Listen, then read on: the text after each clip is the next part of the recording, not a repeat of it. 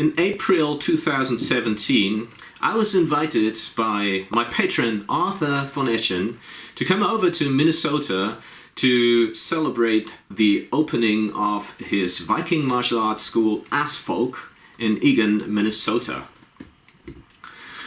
After the fantastic event, Arthur invited myself as well as Thrand of Thane Thrand YouTube channel to come with him to Minneapolis and pay a visit to the great guys at Arms and Armor. Arms and Armor is a fantastic company selling really high level, good quality replica weapons of medieval swords, pole arms, daggers, whatever, you name it. And they are also the ones who run the Oakshot Institute. They have inherited the collection of the former Hewitt Oakshot, and they are now going to places like schools or events and make these weapons accessible to the public, teaching people about the making and the quality of medieval European arms and armor and their use. And so we went to that particular place, and this is where I also met my good friend Craig Johnson again. Craig is a great expert in making swords and an excellent sword maker, and he had a surprise for me in stock because he made a particular sword available to me, and this is what you're going to see in this video. Okay, so Craig is going to get us Moonbrand. That is Hewitt Oakshot, that was Hewitt Oakshot's most favorite sword, and it happens to be a Type 14 sword from the period that I like most, where you do sword and buckler fighting, so I'm all excited. He's going to take us to the place right now.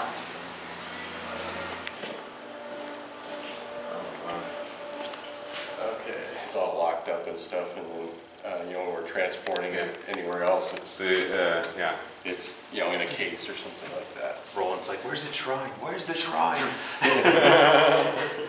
I expected to see one the way Roland was talking about it on the way here. So, and the grip is kind of fragile, so we can't grab it too, can't swing it or anything. Yeah. But this is Moonbrand.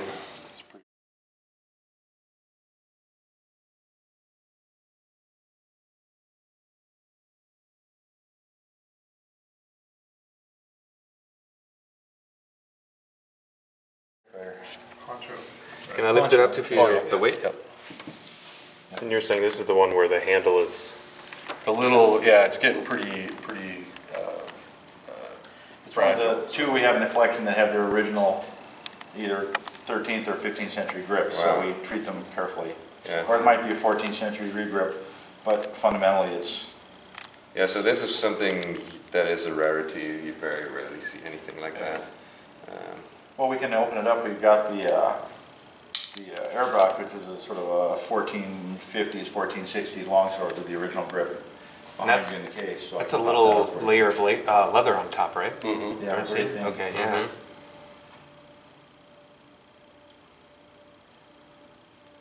So here on the side of it, so what we see here is like a layer here of wood, a layer of wood here, and then there's like another layer. Yeah. That very possibly could have been the way it was constructed. Grips on the swords can be done in 3 or 4 different ways, and you know, Because over there time. appears to be a ridge on either side here. Mhm. Often you just take a left and a right and carve it out, but you know, Mm-hmm. is it the original grip? Is it a field repair? But almost certainly they peen the pommel down and then put the grips on afterwards. So. And so these fine lines here, that's the grain of the wood, or you're saying what- No, what that's is- probably on the and shaping then- tool yeah. they use to I Sword see. assembled make the shape, benders. I the see. grip shape. I see. Because Okay. grips are, I mean, in the working life of a sword, you'd have 10 or 20 grips on it. I mean, a wooden grip lasts a few years and then it's replaced. And certainly the leather's replaced far more frequently than that. So what process do you go through for that? Because that's where I've actually completely pulled apart my swords before, and You can. Well, you take 2 pieces. You carve it out to fit the tang. You assemble them. And some of the old ones you find pitch. Oh, okay. So they're pitching them on. Oh, interesting. A lot of times you'll find wooden shims banged in on the top of the cross guards, and that's on the Yeah. original. I find the Yeah. I find the shape of the crossguard really interesting there. That you have this taper. You have this taper here. I can hold it for you if you want. That's fine. It's more likely to drop when two try to hold. Yeah, oh yeah. I always love to point out how, even on a good sword, they're And then totally and then it asymmetric. swells up a little bit The notion of to symmetry is a towards the 20th end. century thing. Yeah, the arm of the guard, this arm is longer than that arm. Well, that's quite typical that they're asymmetrical. Well, this was the measure. I mean, it's, you know, your thumb. Yeah. I mean, everything was Yeah. a rule of thumb. Yeah. Hey, And then you have these distinct fullers. tiny fullers here. Yeah. Beautiful. Yeah, and there's some stamps on the other side. I was just about to ask if there's any marks. There you go. Oh yeah, And those a ones. few little indications here that are probably either kind of an X and solid dot or some kind of shape and then dot on each side. You can see it, yeah. That's not just part of Oh, the, yeah, first yeah. I was thinking it was just part of the pitting in it, but it's not. No. No, it And- is something. Yeah, and you see, and again, here, like I was talking on the other swords, you can see some of the structure of the metal is responsible for some of these things where probably some kind of silicate exclusion in there has created a weakness, and at some point, part of it has popped up off of there. Some of it could be Where are you saying? corrosion going in. Those deeper pits. Yeah, like a deep pit like this here, you see how the down below in the base of it, it almost looks kind of like a rotted wood appearance. Right. A lot of times what that's from is the silicates, when the metal is forged out and they get drawn out in these long strings or thin layers, over time those silicates can either basically crush away, or they'll cause a shunt or something, and if you get some moisture in there, then you can get corrosion occurring inside, and what that corrosion does is expands, and then it can pop out a flake if it's in there weakly. You'll get a flake pop out, so then sometimes you will get, these things. Whoops, sorry. It's right. It's just north of the marks, like an inch or so, maybe. That's interesting. I never Very well thought about balanced. that whole moisture thing, because a lot of the bloomery iron I've worked with, when it has sort of the kind of cracking, you're not exactly sure where it goes. Good for cuts, Yeah, but I could see moisture really, getting in really there. point on for the thrust, correct? Especially if it's spells spent that any time in the far ground or as a from water the hilt. find or something, Yeah. Sometimes when you'll find a sword that's, in mud, in a river, there'll be a portion of the sword that's just gone, right? But it'll look like somebody came and took a bite out of it. And for whatever reason, when it was down in that anaerobic mud, at one point, some of it got exposed, and the corrosion just ate through and took it completely, so. So this one has a peening block. I've never seen a peening block with this kind of rounded edges. It's kind of a unique thing, and it also sits down in a depression in the top. Oh of the yeah, pommel, right. Which is very uncommon, I believe. Could that have I've been not seen from too many. the size of the peen and also the It's- softness of the pommel? Softness of the pommel, they're probably not too worried about. No, I'm just saying as far as like how it happened. Like Well, maybe it if you certainly had- what it does though is it locks it. So Yeah. like with one of my swords, which has a peening block, you can move it a little bit. Yeah. So with this recess of the peening block, that Yeah, it's is- just another mechanical. Yeah. There's a really interesting theory about the peening blocks. You probably know it, but I'm going to say it anywhere for our viewers. That because, as Chris said, you have to remount the sword in its life a couple of times in order to get to the handle. So oftentimes when you would put on a new handle, then with many swords you would have openings in the crossguard, or maybe not with this one, or maybe even in the pommel, and then you make like a one-piece handle that is put onto the tang, and that means opening or taking off the pommel always means that you lose part of the tang, because you have to file off the part that actually keeps the sword together, and then when you remount it and you peen it again, of course the tang gets shorter each time. Now if you have a peening block, you have like additional length of tang, and if you just file down the peening block a little bit, that's what is like a warranty. You can do that multiple times, as opposed to peening it right on top of the pommel, right? Yep. Like a lot of modern swords you get don't have anything like that, so if you had to redo it, it keeps getting shorter and shorter. Exactly. So I wonder if some Viking Age swords might have had slightly longer handles until they had to shorten them to repair them. I doubt Some of it, them, because that's what I the way the Viking sword is assembled is a little different. So you probably would have a more stable situation with that, and with Viking grips.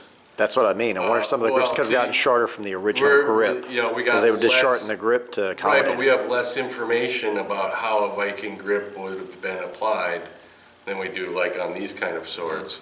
So this one Because has most- to stay a certain size to be Well, used most correctly. organic Viking grips are gone.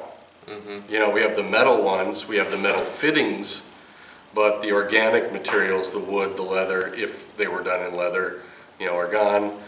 We do have ones in bone, horn, we have Yeah. ones in, you know, with all sorts of metal accoutrements on them, but because you have those two structures like this, you might be doing that kind of sandwich grip and not necessarily trying to take it off. They might have thought that was a dumb way to do it. And then also, you know, with any of these things, there's no one way, right? There's multiple answers to the question. So if you start getting into Viking swords, you got other things that are going on, you know, a lot of use of organic materials in the guard and pommel, a lot of use of mastics, you know. I've seen a Viking guard that literally will slide down the blade. The hole is large enough to just slide up and down the blade. Whoa. So when it was in place, it's got a recess, and it was just probably filled with glue to hold it in place. I've often thought they used glue a lot. I mean, Yeah, I'm sorry, perfectly but glue acceptable works great solution. inside a handle. Yeah, but if I go on, You can't replace it easily if you need to well, replace it. no, but and if I go and put it, you know, this guard is glued on my website, I'm not going to sell that sword. Like there's Not modernly, no. like oftentimes when you look at Tall wars are glued on, I at the believe. bottom side of A lot of tall war handles are just glued right on. of cross guards, Yeah. if you have the cross guards are often loose, and then the opening for the blade is actually much wider than would be required, and so I'm just That trying one's to quite figure tight, out. isn't it? Yeah, it No. seems to be, but doesn't it seem to be the case with this one too? And it's filled with some kind of razor-like looking stuff. It's Like particularly this part here. yeah. Yeah. It's probably, you know, well, what is often in these recesses are hundreds and hundreds of years of dirt, coatings, wax, goo, oil. I see. It just builds up in there, so they look tight. But when you clean them out, or you see ones that don't have any of that material I see. there, they're loose. And you can see here, if you look very closely, the shoulders of this sword don't actually quite touch the guard. Yeah, that's true. So this kind of guard is often not seated inside a little insert, but it's a groove that's been either swaged or filed by hand, so that the sword just kind of sits there right on top of the guard. It doesn't go down into the guard itself. Okay. You see that quite often, but today the modern is- community wants their Yeah. swords in there. I was just about to say, if you do a job like that on a modern sword, then you might have customers complaining on that, saying, "Oh, People would have pictures all over the internet. Look yeah, at how horrible look at this crappy was. job." Like, And like you're saying, the Quillion's not totally symmetrical. They're not no, symmetrical. no, that's. But it doesn't matter, the They're- sword still functions, and there's more than enough there to serve its purpose. So they would have thought it was fine, and it was a lot of work just to make it. They said everybody used what, finger measurements, correct? Thumbs and Well, inches? not everyone. I mean, when you think about craft in the context of how they were creating these things, you can't think of the way a modern person approaches something with a ruler and a blueprint and is set down to, okay, I need 11/16 right here, and that, you're gonna use things that are more like proportions. So you get what do these people have for layout tools? They have a straight edge, they have a compass. Yeah, compass is the most important. Yeah, they might have a right angle, but you don't necessarily need a right angle if you've got a compass. And and the other thing is, if you're an expert craftsman, like a friend of mine, he's a carpenter. He said his master, when he was an apprentice, he could pick a saw and there's a huge beam, and he would just by hand saw it down at perfect right angle along the whole cutting plane. It was just perfect, just because of routine and expertise gained in decades of doing that craft. Confidence of doing it right. Right. Yeah, you step two and you do it. Yeah. And you don't think about not doing it right. Oh yeah, that's a big part of it. Yeah. Plus, your body's condition, it's just ingrained in your, you exactly know what you're doing. Yeah, you get, any tool you use that often becomes that way. When we're planishing armor or something, you're doing multiple hits in very specific spots, but you get to a point where you can look away and keep planishing and look down and you haven't nicked it, and you're working off the feeling of the tool and the material. It's like a friend of mine who is an illustrator too, but his expertise is with doing like at least 50 frames for a storyboard per day. And he said, the other day a really strange thing happened to me. I watched my hand doing the job. So he felt like he was like in a different zone of awareness. And people can relate to that when we talk about skills like this or talk about crafts. Then when they think about martial arts, suddenly they deny those fighters from the European Middle Ages or from whichever period and region this skill at activity which is made for life and death situations. Right? Yeah, exactly. Yeah. Would work the same way. Yeah. And the time on target for the craft or the art of fighting, where to achieve those kind of levels of interaction with materials like that as tools, it can't be an hour or two practice a week. Exactly. You look at any modern sports. I mean, if you look at professional sportsmen, how picky they are about their shoes, and how the industry starts to develop new shoes or whatever, or I don't know, surfboards, you name it, right? Yeah. So the artifacts are a reflection of the particular use they were intended for. Exactly. And in this one, I mean, if you want to ruin these edges and ruin this blade, that's an easy job, right? I mean, even after all these years, they're still very delicate, and actually they're pretty sharp. I think it's pretty much the sharpest original I've ever handled. What's the weight of this blade, do you know? Shoot.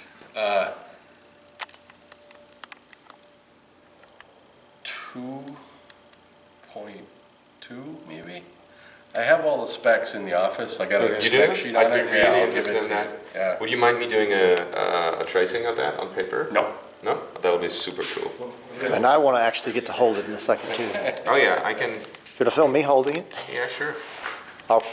Roland's revered it so much, I'm scared to touch it. Yeah, pick it up with use the pommel and the Use blade. the pommel because that's the Organic material is most delicate and sensitive, of course.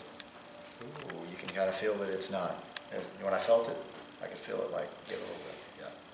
Yeah. I'm talking about in the handle. They help feel something. It has a tendency to look heavier than it is. Oh, totally. Yeah, absolutely.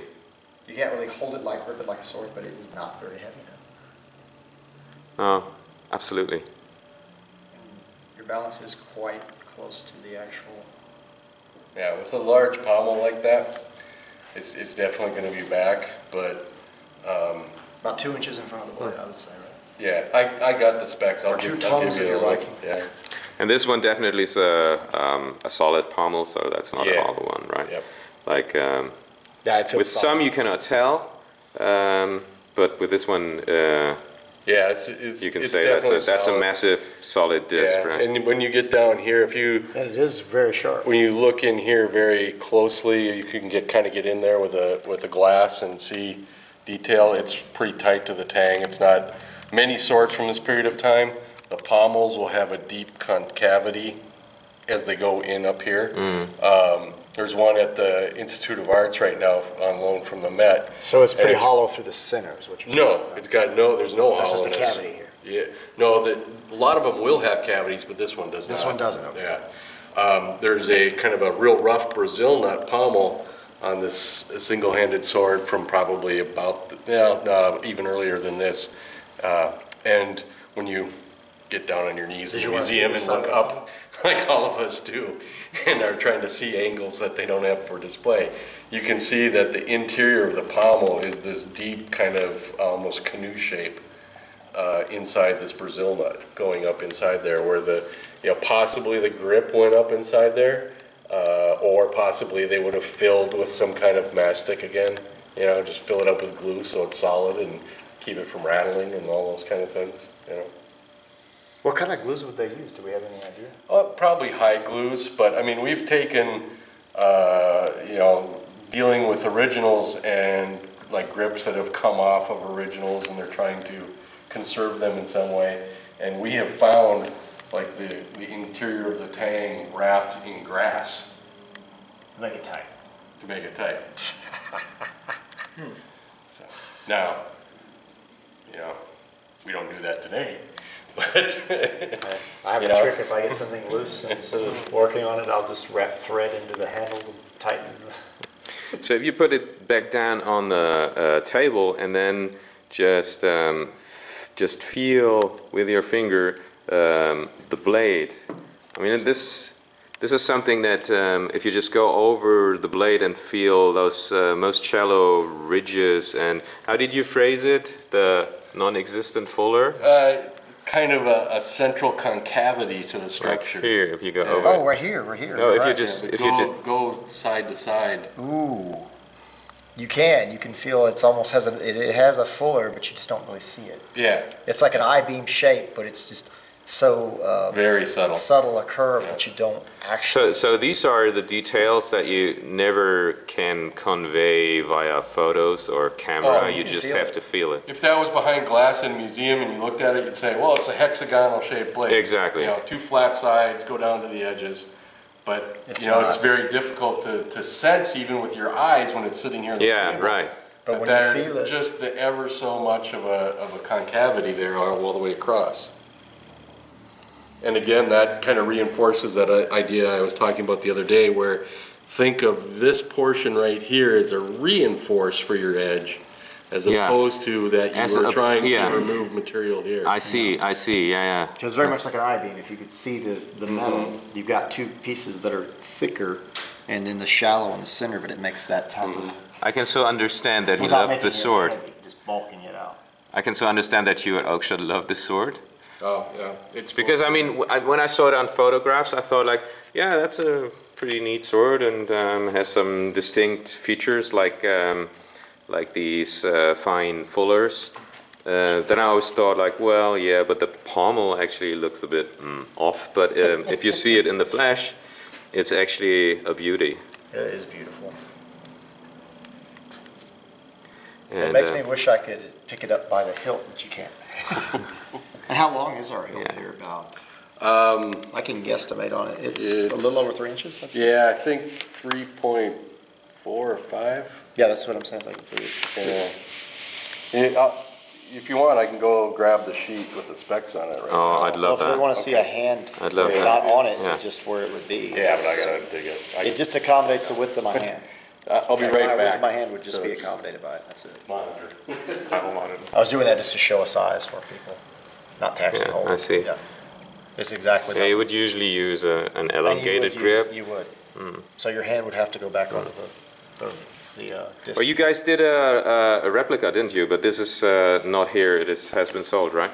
I believe so. You're asking the wrong person about anything. Oh, okay. Okay. But Looks like it's almost exactly 3 inches. yeah, if I ever have them do a custom piece, I know exactly which one I'm getting made. This one, yeah? Oh yeah. Yeah. Yeah, I can perfectly Hands down. understand that. Not this one? No. I can feel a desire building up in, in myself. So I very much hope you enjoyed that presentation of this wonderful sword. It really is a beauty. I have to admit, when I first saw it on photographs, I thought like, yeah, okay, Type 14. I like Type 14s. But then again, I found the proportions somewhat awkward, and in fact, the blade appeared a little clumsy to me. And when I heard that the sword weighs 1,340 grams, I thought like, oh my god, that must be a chopper. But this particular sword does have a magic to its own that only really comes over when you pick it up and when you can turn it around and take a close look at it. And in particular, the blade is really surprising when you run your fingers over the blade and feel the subtle nuances and minute detail of all the effort and artistic craftsmanship that went into the making of that particular sword. I mean, that fuller, that super shallow fuller, it does not. It's impossible to catch detail like that on film, leave alone on photography. And my good friend Eckhart said that, yeah, the name Moonbrand really conveys the magic of that particular sword. If you like my work and if you like to support me on my Patreon pages, you will have the opportunity to get access to even more weapon presentations. There are presentations of various original swords, and these videos will never go public. I mean, I will share all the results of my research in my book, which may take, I don't know how long to make. I mean, I do my best to work on it. Also, if you want to support me and give me the freedom to spend even more time on that book, then think about patronage via patreon.com/Dimicator. I will add the link in the video comments so you can have a look at my Patreon pages and browse the pages. And if for whatever reasons you refrain from supporting me in this fashion, that's absolutely okay. I will still go on, share the results of my research in all forms of publication that are possible via the internet. And I'm also very happy just for your interest in historical swordsmanship and in the wonderful weapons that were crafted by our forebears. So have a good day and see you again.